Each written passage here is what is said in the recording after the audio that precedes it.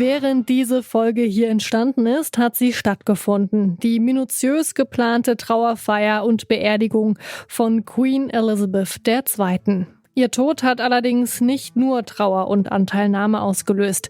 Kritische Stimmen erinnern an ein dunkles Kapitel der britischen Geschichte.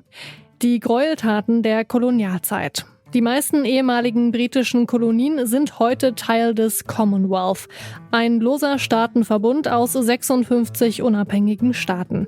Wie sieht die Zukunft des Commonwealths aus, jetzt nach dem Tod der Queen? Das fragen wir uns heute. Mein Name ist Marianta. Hi. Zurück zum Thema.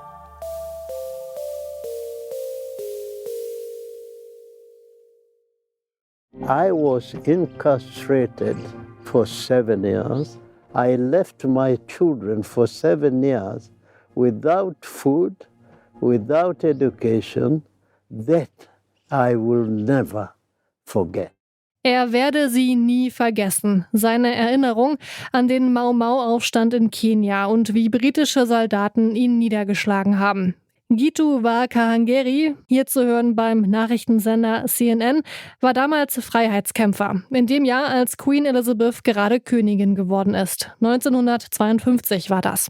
Mit der Queen ist nun auch die Person gestorben, die das britische Königshaus in den letzten 70 Jahren geprägt hat. Mit der britischen Krone sind die Staaten des Commonwealth immer noch verbunden. Für viele ist diese Bindung allerdings nicht mehr zeitgemäß. Woran das liegt, darüber habe ich mit Teil gesprochen.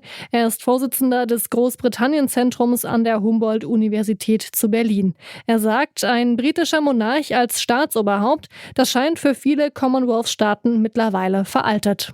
The current mood is very much that retaining the monarch, a foreign monarch, the British monarch, as head of state is a throwback to the past, is a throwback to colonial times, which are not good times for these countries, particularly in the Caribbean.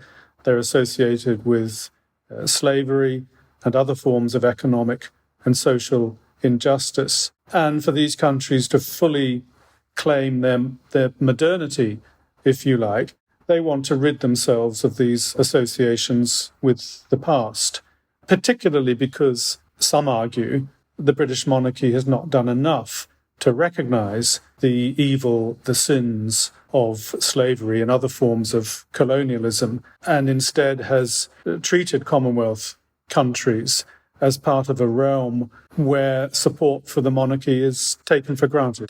Immer mehr Staaten möchten sich deshalb von der britischen Krone lösen. Genauer gesagt, den britischen Monarchen als Staatsoberhaupt aberkennen. Das ist noch bei 15 Staaten der Fall. Wie das geht, das hat zuletzt der karibische Inselstaat Barbados vorgemacht. Der ist 2021 zur Republik geworden. Damit wurde auch der britische Monarch als Staatsoberhaupt aberkannt. Mit diesem Schritt könne Barbados den vollen Umfang seiner Souveränität wahrnehmen, so Premierministerin Sandra Mason. In the year 2021, we now turn our vessel's bow towards the new republic. We do this so that we may seize the full substance of our sovereignty. Auch in den Karibikstaaten Jamaika, Antigua und Barbuda spielt man mit dem Gedanken, dem Beispiel Barbados zu folgen. Trotzdem, dass Länder komplett aus dem Commonwealth austreten werden, das bezweifelt Taylor. Personally, I don't think many countries will actually leave the Commonwealth because there are many positive things that the Commonwealth is able to do, particularly in the realm of culture and business and sport and to a certain extent diplomacy. And also the present government is very committed, the government of Liz Truss is very committed to Britain's global role going forward, and the Commonwealth will be playing a big part of that.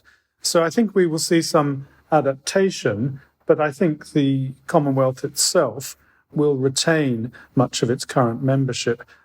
After all, it's worth remembering that alongside countries that do not want to persist with the king as head of state, there are other countries such as Canada and New Zealand, which are very loyal and patriotic in their attitude towards the United Kingdom. Das Commonwealth wird also wahrscheinlich nicht an Größe verlieren. Es hat auch bestimmte Vorteile, Mitglied in dem Staatenbund zu sein. As I mentioned, I think the Commonwealth does a lot of positive things. Particularly, it provides a forum where diplomacy and cultural and economic networks can happen independent of other multinational organizations, global organizations of governance, such as the United Nations or even NATO or any of the various regional trade associations around the world. I think the fact that the Commonwealth exists under the umbrella, if you like, of the monarchy makes it a very effective organization in terms of soft power. So for smaller countries who want to make more of a regional economic and cultural impact, there are obvious advantages in joining in this kind of partnership. Das Commonwealth bietet also diplomatische und ökonomische Netzwerke, die vor allem kleineren Staaten zugutekommen. Aber die Kritik am kolonialistischen Erbe, die bleibt ja trotzdem. Wie sieht also die Zukunft des Commonwealths aus? Miles Taylor meint, das läge nun an König Charles III. Und an der britischen Regierung. It will be interesting to see. King Charles III has a lot on his plate. He has also got a new UK government still dealing with the consequences of leaving the European Union at the beginning of 2020. And I mention that because going forward, British foreign policy has the Commonwealth in its sights. In other words, Britain is seeking new trade partners around the world, not just Commonwealth countries, but there are some very big Commonwealth countries within their sights, within their strategy, for example, India. So the Commonwealth is going to be politically and economically important. Miles Taylor betont auch noch einmal, dass die Spuren der Kolonialzeit nicht verschwinden werden und dass es bisher noch unklar ist, wie König Charles mit ihnen umgehen wird. The Black Lives Matter, so-called Black Lives Matter movement, the debates around the legacies of colonialism and the call for reparations for those who've suffered from colonialism, particularly descendants from slaves across two continents, the Americas and Africa. These pressing political issues are not going to go away.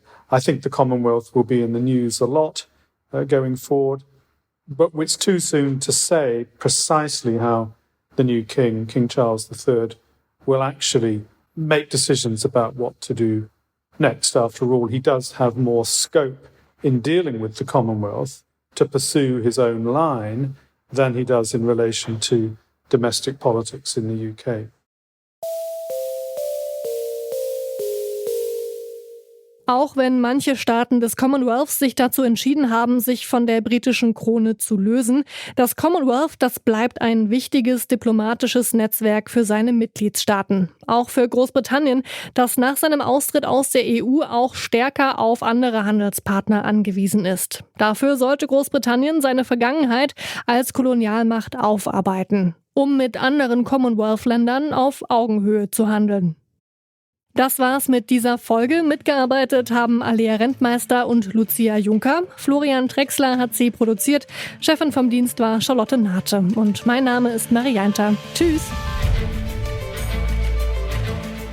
Zurück zum Thema vom Podcast Radio Detektor FM.